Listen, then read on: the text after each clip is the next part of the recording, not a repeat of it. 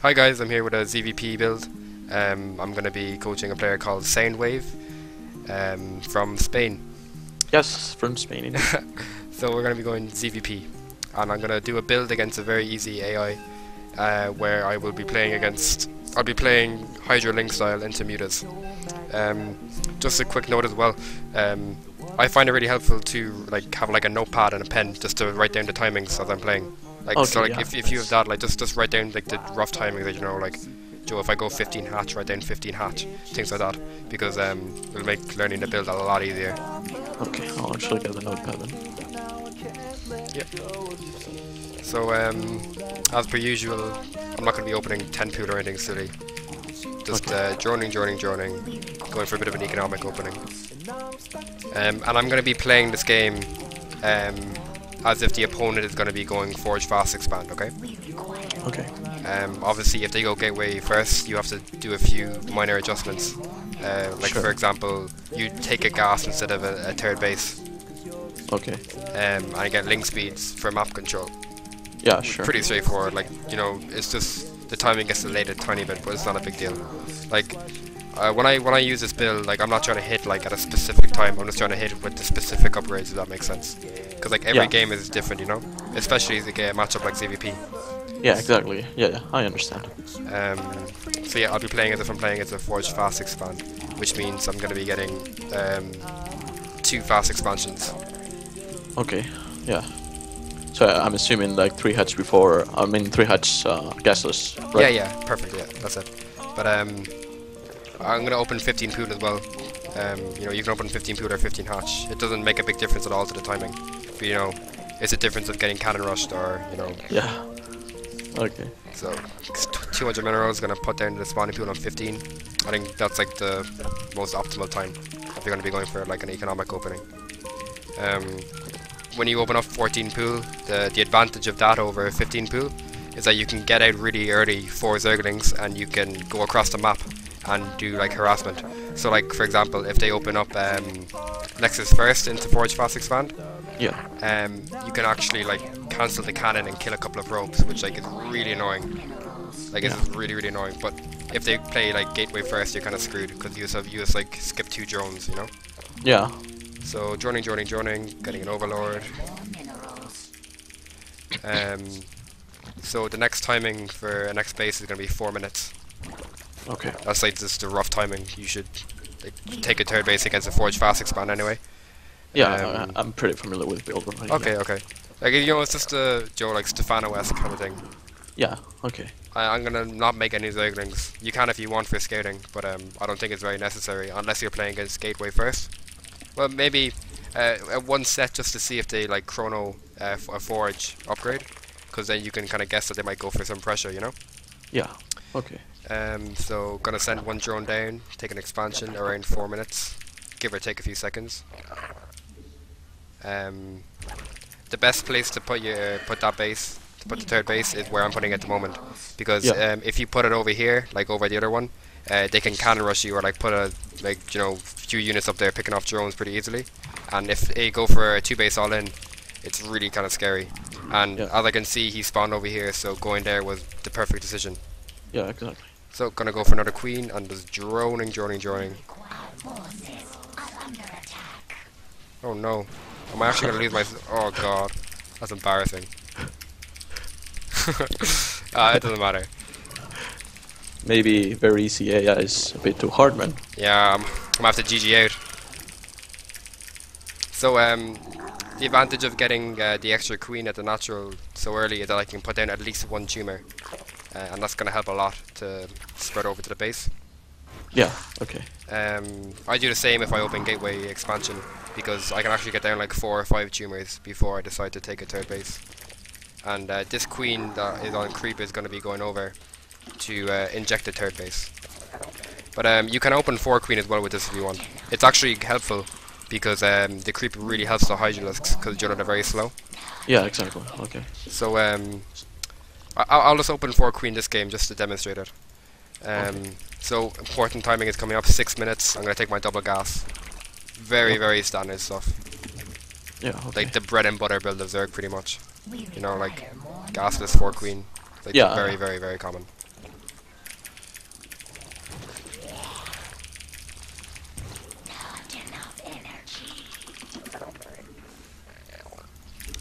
Droning. Putting guys in gas. Important thing to note about how you spend your gas, okay? Okay. I haven't done it this game, but I just want to show like Joe how to do the build, like in the basics. But in an ideal game, you're gonna have an overlord just outside of natural, over the kind of pillar thingy, if you know what I mean. And another one would be at the space in the top right of his main base, in the airspace. And if I see double gas taken at the natural, I'll go for a layer straight away. Because they're probably not going to go for any pressure that I need link speed for ASAP. If that makes sense.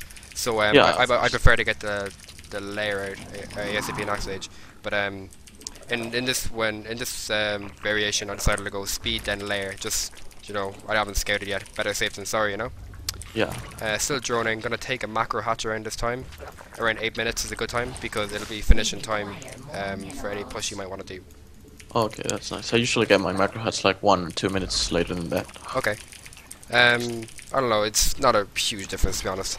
So around 8 minutes as well. Maybe a bit too late to be honest. I'm gonna drone and take 2 more gases. And at the same time I got layer, I decided to get an evo chamber. If you do it this way, the upgrades will time out very nicely. Okay, layer plus evo chamber, nice. Yeah. No real timing for that, just when you get the money, pretty much.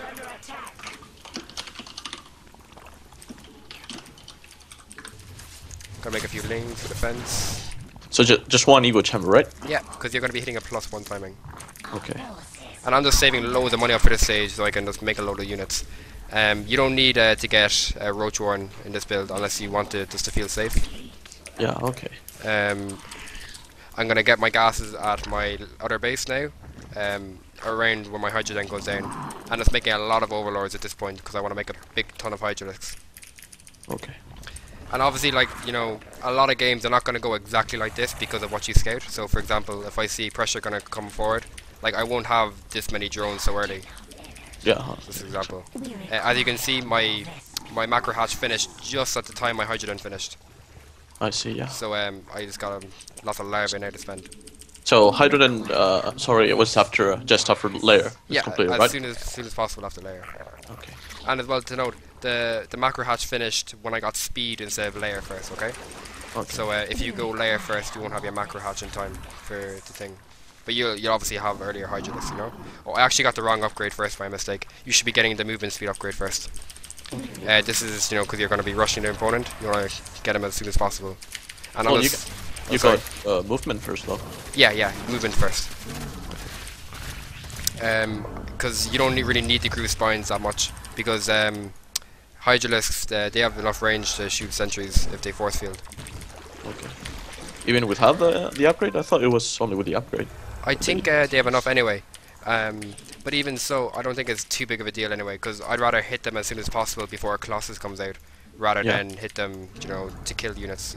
Well, not to kill units, but hit them to win the game, kind of. Like, I want to do as much damage here, of course. So then you just push when you have the units, and then back home you get a Spire, you take more bases, and the aim is to go into Muta Corruptor. So, pretty, standard composition. Just as long as you follow a few guidelines with that composition, it's pretty easy to play with. If versus a rogue opening, you'll actually just win straight out if you go into Spire. Because really? Yeah, because like unless you do like an all-in and you're not prepared. Yeah. Because they don't really have anything to deal with the Mutalisks, if that makes sense. So because they'll have a few stalkers maybe, but it's not enough to deal with the amount of mutas you're gonna have. I usually use base race and go from there and just taking more bases, droning, getting gases, all that stuff. You can transition into Roach Hydra if you want, Roach Hydra Viper, you can get Swarm Hosts. I just go mutas because I think this is my favourite transition to go for. It's fun, I'd rather play mutas than Swarm Hosts any day. And just a little thing, if they open row first though, won't they have a Colossus up in time? When you push? Yes, they'll have a Colossus up in time for this push. But if you scout, you can skip this push and just go straight into Muta. Or you can get a Roach then out and defend their push, whichever you want. That's a good point actually. If you're doing this start against a Robo Opener, it's a bit of a risk to go for this push because like you said, if they get a Colossus out, it's pretty tough, Yeah. Spire's done. Make a few Corruptors first. if you're against Phoenixes, or if you want to do like a Hydra Link corrupted timing, you can go for corrupteds as well, and that'll deal with the classes pretty well. And then you can go for big Muta Switch or whatever. And you know, you have droning, all that good stuff, making units when you want to hit timings, get your upgrades, expand, and you just play the game from there. Like, this is just a pretty, like, you know, it's a standard enough opener. Yeah.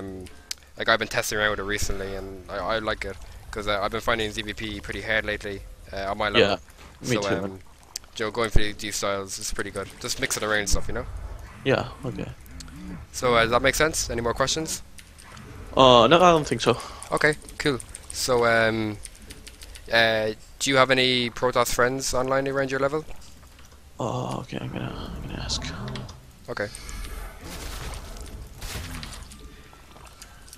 If not, we can just do you against an AI just to see you get the timings right. I'm gonna ask on Skype because I've got a chat with a couple friends. Some of them are cool. Protoss.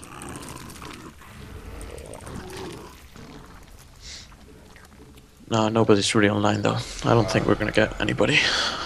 That's fine. It's just nice to play against a real opponent, so you can, you know, just like get, because like especially in ZvP, because it's such a reactive matchup.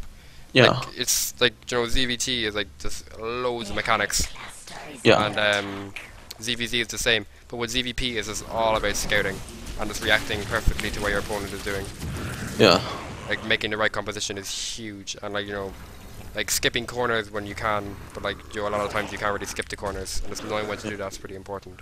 So like, for example, I said I only do this, like, you know, fast 3 hatches against forge opening. If I do that against the gateway opening, you know, it's really risky, yeah? Yeah, exactly. Yeah, I need the lings out early so I can deny any pylons and stuff like that. Pretty standard stuff. Yeah. So, if you have no friends online that'll play, do you want to play against an AI? And I'll watch you play? Yeah, sure. Let's go for that, yeah. We'll surrender this game, so. And did you take note of the timings? Yeah, more or less, yeah. Yeah, perfect. So, we'll do the same map again.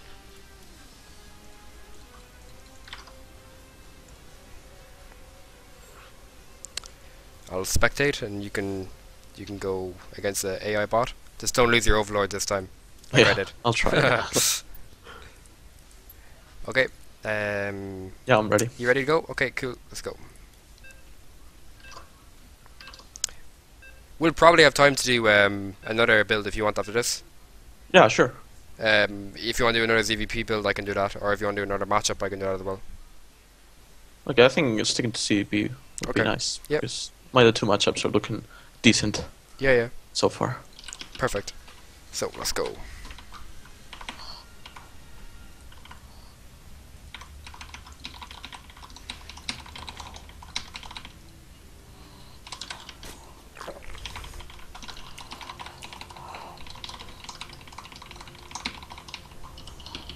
Okay, so just to see how you play, this time, would you rather go against a Forge player or would you rather go against a Gateway player?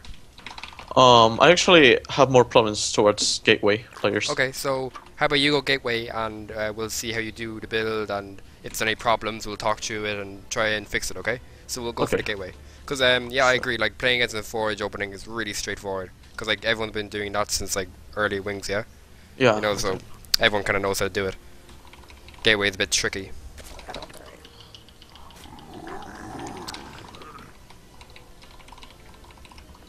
So the thing about a 4-player map like Frost, it's going to be pretty late, like especially if he's cross-map to scout if he's going gas or not. Yeah. So I almost like drone scouting this matchup on this map, unless like if it's like a 2-player map, I won't bother because my overlord will see it, of course. Yeah. Just to see if he's going gas. Sometimes on 4-player maps, I like going 15 hatch, 16 gas, 16 pool, just so I can get a fast gas out.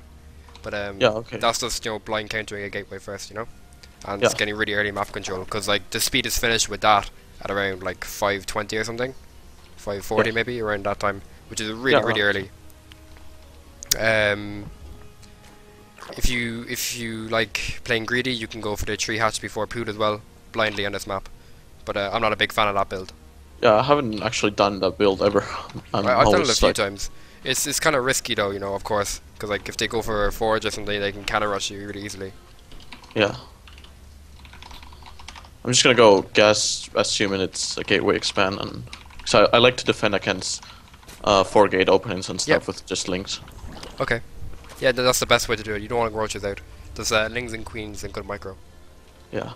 And it's so important to deny that proxy pylon and the skate around. Exactly.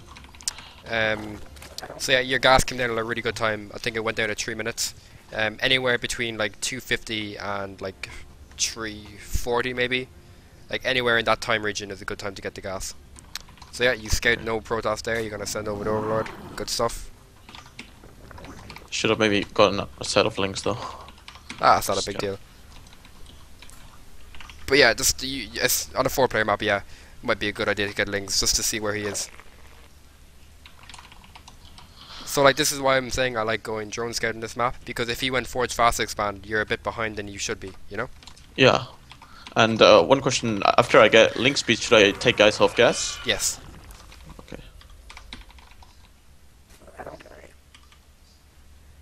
Do you know how about like the whole drone saturation thing works, where you have like 16 for optimal, yeah? Yeah. So like I actually like sending the guys I pulled out of gas down to the natural, just so I have 16 to 16, you know? Yeah. And then just send drones back on gas then when I need. Not a big deal to be honest, but I don't know, it's just maybe a bad habit I have. I don't know, maybe it's a good habit. So yeah, you're scouting ground for the pylons, very good. I'd actually split up the links, so you have one going there and one going there, you know? So do you know how I like to shift right click or shift left click someone off a control group? Yeah, I think so, yeah. Yeah, so you know, you shift attack move around, then you shift, you don't even have to shift, you just left click on one of the links, and then you shift attack move somewhere else, you know? Yeah, okay. Yeah, that's how it works basically. Just so you can get as much scouted as possible, because there's no point setting 2 links in the same place. Oh, you Jesus. might lose this over. I should take a third base, by the way, right? At 5 minutes, sorry, at 6 minutes latest. Okay, yeah. Anywhere between 5:30 and 6 minutes is a good time. And yeah, you're playing well. Back on gas, right? 6 Yeah, minutes? 6 minutes and take 1 more gas. Perfect, perfect. So, for a bit of difference, we're gonna say that the opponent took double gas at his natural, okay? Okay. So how do you respond to that? Double gas and natural, I think I'm safe to tech up and drone, because Perfect, that yeah. means... Exactly. So you're perfect to drone a bit more, you're perfect to get a layer, and you're perfect to get an Evo chamber at the same time as a layer. And you can skip a Roach Warren pretty safely. It's you know, not a really bad idea if you want to get a Roach Warren, just for the safety. So yeah, get an Evo this time. Nice, put it in the choke. Drone, drone, drone, more creep, drone, drone. Story of Zerg, basically just droning. Yeah.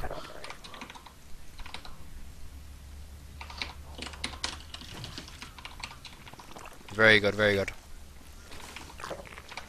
Very good macro. I'm actually a little bit nervous, not gonna lie, so I usually play a little bit better than this. Ah, don't worry. It's natural, you know? So should I take any more gases? Or plus 1 yeah, actually? you should. Take 2 more gases. You maybe should have taken them a bit earlier. So you can send 3 drones from your natural down to your other base and just rally everything down there. And midway through your Hydra den, not even halfway, there's some time in between building the Hydra den and the finish, take the gases at the last base. Okay. It depends how Hydra heavy you want to go, to be honest. Like for example, if you want to go for very big Hydras, you know, big number of Hydras, get 6 gases, if not go for 5. Okay. So like an example where you want 6 gases is if he's going for Void Rays and he's scouted. An example where you want more lings, let's say he's going, I don't know, maybe it's just better to have Hydras. It depends depends on how your opening went. Like maybe if you go gateway first, if they go gateway first, you might not have the best econ to go for 6 gases, so it might be best to just go for 5. That's how I feel sometimes anyway. You just have to kind of feel it out in the game, if that makes sense. Yeah.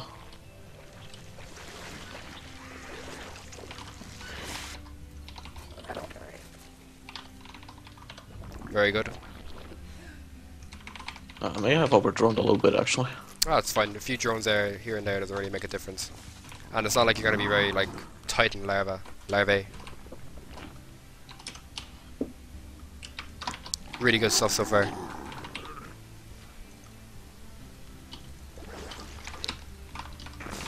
Just on a side note, sometimes what's pretty popular is people go for, do you know, like the +1/+1 Ling opener, and then they go into like Ling Hydra for like a mid-game kind of composition into like Ling Hydra Corruptor. Yeah. So like, you know, Ling Hydra is like pretty solid. Yeah, I actually find it very useful against gateway openings, with Stargate openings actually. You aspired a bit too early. Because oh, really? Yeah, you don't want to be, you want to get as much Hydra there as possible for the push, right? Because like that push could just straight out kill the opponent. So you aspire. Should I just cancel it then? Yeah, I just cancel it, to be honest. Like you don't need you just don't need it. Okay. You get to spire when you're like moving across the map, and you take like a 4th and a 5th base. That's if you want to go for the spire transition.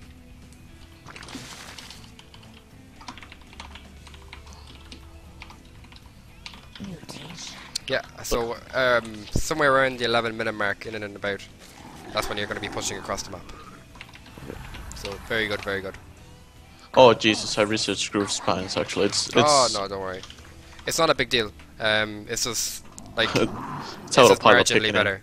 Like I'll give you an example where you might want to groove spines. Let's say he upwinds Robo, and you're afraid he might do a 2-base attack because you haven't seen a 3rd base. That you might want groove spines then, okay? Because he might go for an all-in, and obviously you don't want to be rushing in at him from all angles if he's going for an all-in. You'd rather like sit back and hit over the force fields, hit him from long range, and like kite hisalots, etc. Yeah, so yeah, that's an example where you'd like groove spines instead. Yeah, it's totally autopilot right there. I just tend to.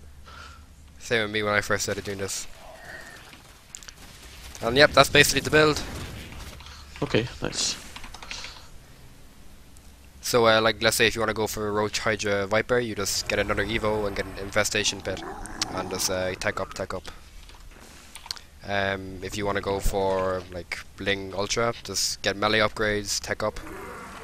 Like just like with this push, you're gonna scout what he's going for, and you're gonna react accordingly. Okay, if that makes sense. So like, you know, if you see Robo stuff, like might be best to go for mutas, because the mutas will just counter it. Whereas if you see something like a Stargate, it might be better to go for a Roach Hydra Viper or like Swarm Host Hydra, like those kind of compositions, because they can like pretty easily counter mutas if you don't do enough damage. So like I don't really like going muta in this matchup with this push. If I go across and I don't like do enough damage that he can just like get loads of Phoenixes out straight away. So like if I don't kill the Stargate, or if I don't kill all his Phoenixes that he made earlier, I'll actually just not bother going for the mutas. Oh, I see. Until a later time. Yeah. That makes sense. Yeah, that makes sense. Okay. Yeah, but you did this build really well. You hit the timing very well, and you had lots of units with it. Okay, nice. But you have to remember that you know, sometimes you're gonna have to make a lot of links early on if he's going for gateway pressure, which will delay stuff. Yeah, but then remember, like, he's delaying his own stuff as well, so it kind of cancels out. Yeah, exactly. Kind of similar to when Protoss kind of rushes. He yeah. You know, he's taking a risk to do some damage, and if it doesn't do damage, you know, blah blah blah. Yeah. I actually forgot to mention what time the Overlord scout as well, which is a pretty big deal. So, yeah, 6 minutes, right? Or yeah, thereabouts. So you have an Overlord or at the natural outside the airspace where you can't get picked off, and then you have an Overlord over by his potential 4th or 3rd base, you know, over the low-lying one. And around 6 minutes 20 to 6 minutes 40, just send one Overlord in. And then just with the other one, you should be checking the gases at the natural and checking his probe count and the front of the wall, etc. If he sends Phoenixes out to kill one of your Overlords, you know, it's obviously best to just, you know, suicide the Overlord in, like, regardless of what time it is, because he's gonna kill it anyway. You might as well get damage, or you might as well get scouting info with it. Yeah, okay. And it's always kind of cool to maybe try and send in a few lings, like maybe pull the Zealot out of the wall and throw in a few lings just to scout around. It's so important to not play blind against Protoss. It's so important. Yeah. Okay. But yeah, you played this build very well, so that's very good. And if you have all the timings and stuff, you know, you can definitely like replicate this on ladder. Maybe practice a bit at first against a practice partner if you have a bit of ladder anxiety. Yeah, actually, I have a couple Protoss Master partners, so that'll do. Perfect. That'll be good. Yeah. And you can always go on like the Reddit subreddit, you know, all things Protoss, and there's always people there willing to play some practice games. So, do you want to go into another ZvP build? Sure. Okay. Let's go. So, I've coached this build quite a bit. 신앙 선수가 되는 거고요. 그렇죠. 멀티에 방해도 받지 않으면서 안전하게 해주고 있는 모습인데 맹독충의 스피드업이 되기 전에 즉 전방 위에서만 싸워야 되고 전방만 좀 제거하고 맞으면 돼요.